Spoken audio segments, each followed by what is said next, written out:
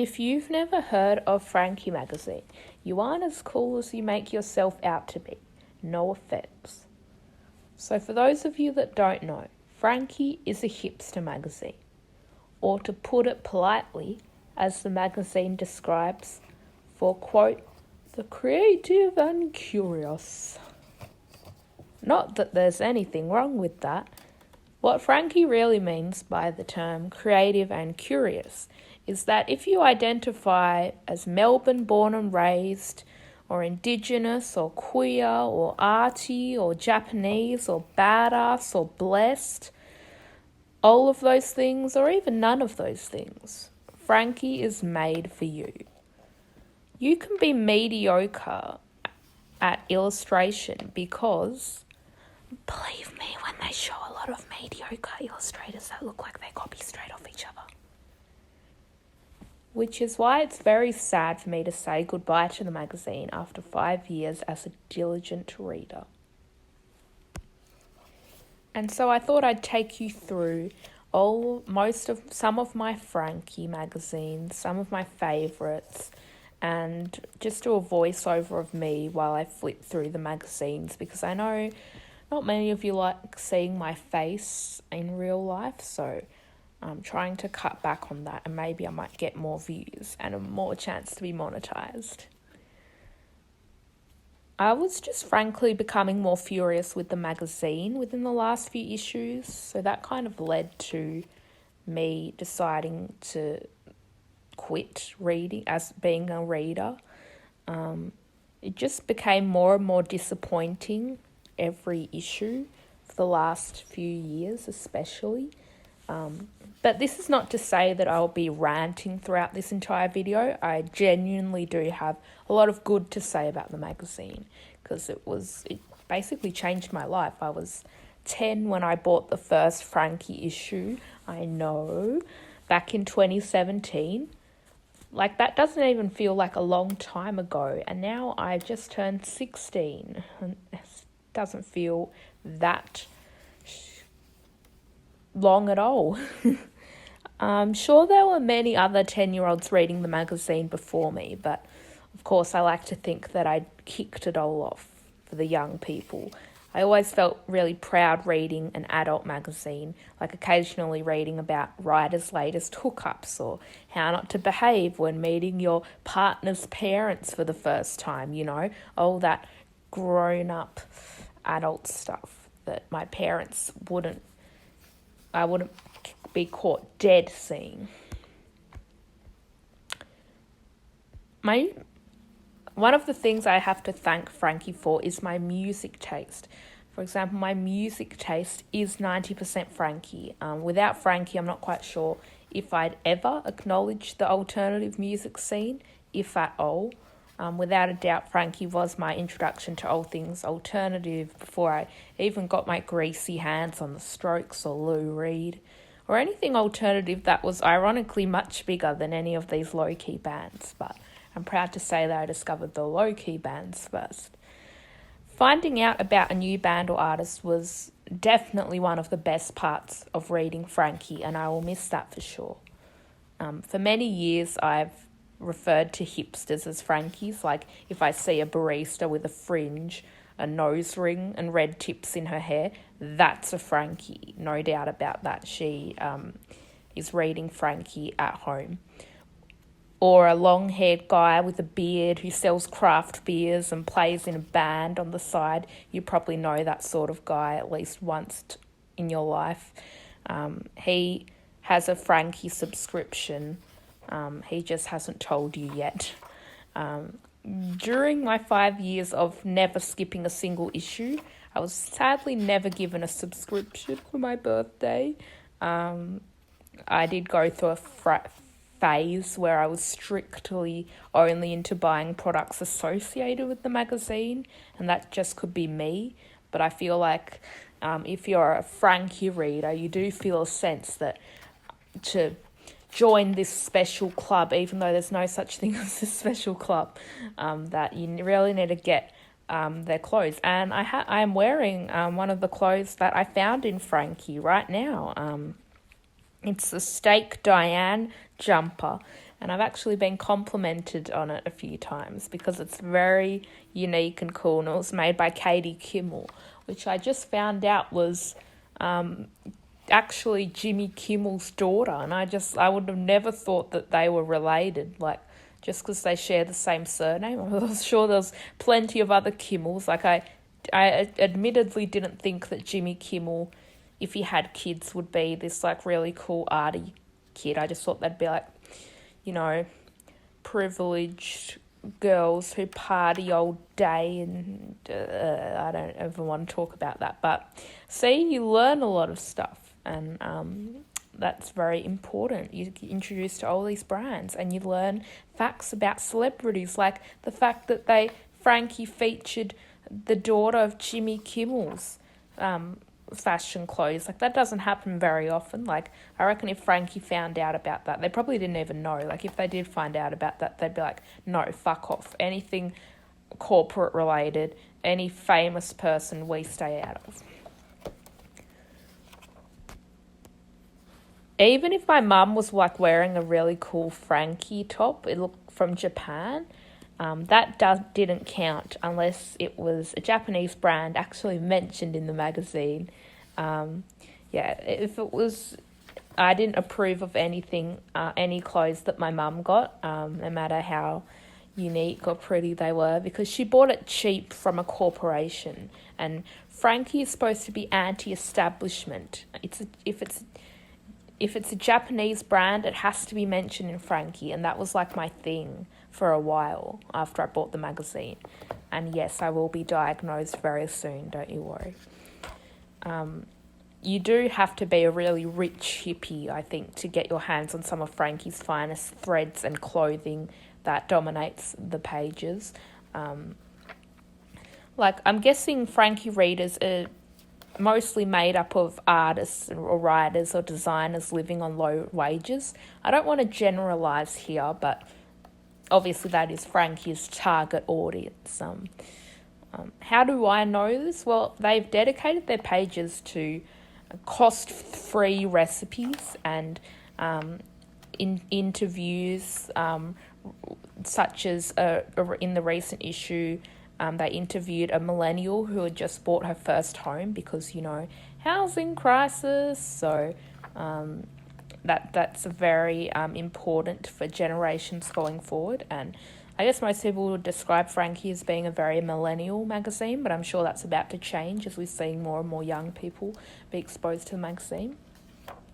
But that is when it's very difficult, because they obviously try and promote this idea of, you're not alone. It's the government is all, like, raising our taxes and... Wait, no, that's not a good thing. That is a good thing. The government is... they're not investing enough in the arts, and people getting poorer and whatever, but then they still, have to show us, really expensive stuff, which most of the readers probably can't even afford. So it's like, Frankie, whose side are you really on? I'm sure they are gravitating obviously towards, it's better to obviously get an expensive good product than a cheaply made factories in China product. Obviously we'd choose one over the other, which is obviously the most expensive stuff. But, that just kind of would make people a bit sad knowing that they can't afford that stuff. But, yeah. And one of the many things that frustrates me about Frankie is the photographs that they use. Like, for the past 5 years since I've collected the magazine, they've used the same photographer. And I'm talking about in every writer's column, designed to look extra peculiar and arty. Because, of course, it's an arty magazine, but it's just annoying. It's like they're trying too hard. And if Frankie really wants to change their layout, which they often have recently, they could start by changing the fucking photos that they use. Like, I don't know whether they have a contract with this guy, but they've always used this one Polish photographer called Lukasz Wierzbowski. Apologies for butchering that name.